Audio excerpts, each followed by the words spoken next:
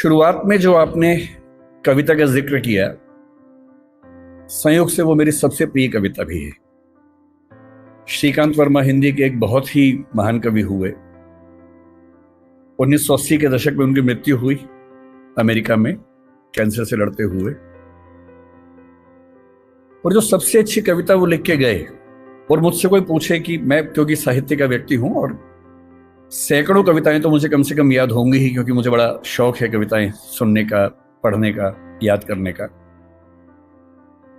पर यदि कोई मुझसे पूछे कि मुझे अगर एक कविता चुननी हो जो सबसे गहरे स्तर पर मुझे प्रभावित करती रही है, तो वो वही कविता है जिससे आज के कार्यक्रम की शुरुआत इस बच्चे ने की। चाहता तो बच सकता था, मगर कैसे बच सकता था, जो बचेगा कैसे रचेगा।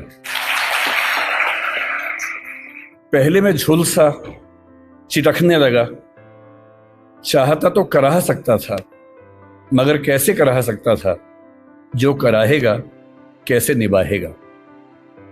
और ये कविता कई ऐसे संदर्भों को लेकर आगे बढ़ती है, और हर संदर्भ में जीवन का एक बड़ा महत्वपूर्ण पहलू हमारे सामने आता है। मुझे खुशी है कि इस कॉलेज ने मुझे जिस विषय पर बात करने के लिए बुलाया है, वो विषय भाषा का विषय है। भाषा को लेकर मेरी राय का जिक्र परिचय में हुआ ही है। मैं ये मानता हूं कि हर भाषा आत्मा की भाषा नहीं होती है, भाषाओं के बहुत सारे काम होते हैं। अंग्रेजी भी मेरे लिए बड़ी प्रिय भाषा है, हिंदी प्रिय भाषा है, सारी भाषाएं प्रिय हैं। मैं उन लोगों में नहीं हूं जो किसी एक से प्रेम करने के लिए बाकी से नफरत करना पसंद करता हूं। मैं सबसे प्रेम करना पसंद करता हूं, और उसमें हिंदी मेरी मातृभाषा है। तो जो प्यार माँ से होता है वो हिंदी से है, ये कहने में मुझे दुनिया के किसी भी मंच पर ना संकोच है, ना झिझक है, ना कोई भय है। तो हिंदी मेरी माँ है, और माँ के मामले में न समझौते होते हैं, न चयन की सुविधाएं होती हैं, न चयन की जरूरत होती है। पर हिंदी मेरी माँ है का मतलब ये नहीं है कि तेलुगु मेरे दुश्मन है, या कि उर्दू मेरे दुश्मन है, या अंग्रेजी मेरे दुश्मन है। नहीं, मैं बिल्कुल नहीं चाहता कि आप भी एक ऐसा मिजाज लेकर आगे बढ़ें कि हम एक भाषा को सम्मान की निगाह से देखें और उसी तेवर से बाकी भाषाओं को अपमान की निगाह से देखें। ऐसा मैं बिल्कुल ना चाहता हूं, मैं तो नहीं करता हूं।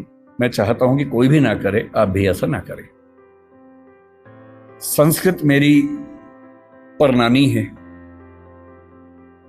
संस्कृत की बेटियां अपभ्रंश हुई, प्राकृत हुई। उनकी बहुत सारी बेटियों में एक बेटी का मैं बच्चा हूं, उसका नाम हिंदी है। उसी अपभ्रंश प्राकृत की बहुत सारी बेटियों में मराठी भी है, गुजराती भी है, पंजाबी भी है, बांग्ला भी है, असमिया भी है, ओडिया भी है। और उसी नानी के पड़ोस के परिवार की और जो बच्चियां हैं, उनमें तेलुगु, तमिल और मलयालम, कन्नड़, ये सब भाषाएं भी हैं। और इन नानी के समय में इन सब भाषाओं में बहुत अपनत्व था, बहुत सहयोग था। आज हम कितनी भी दूरी महसूस करें, हमारी नानी के जमाने में इनमें बहुत लेन देन हुआ, आदान प्रदान हुआ। और इसलिए जब आप मलयालम सीखेंगे या तमिल सीखेंगे तो आप बड़ा आश्चर्यचकित हो जाएंगे कि कई बार संस्कृत के शब्द एज इट इज आपको उन भाषाओं में मिलते हैं, और आपको समझ में आता है कि एक पीढ़ी का अंतर नहीं है। थोड़ा और पीछे जाएंगे तो कई पीढ़ी पीछे हमारी बड़ी गहरी दोस्ती रही है, ताल्लुकात रहे हैं।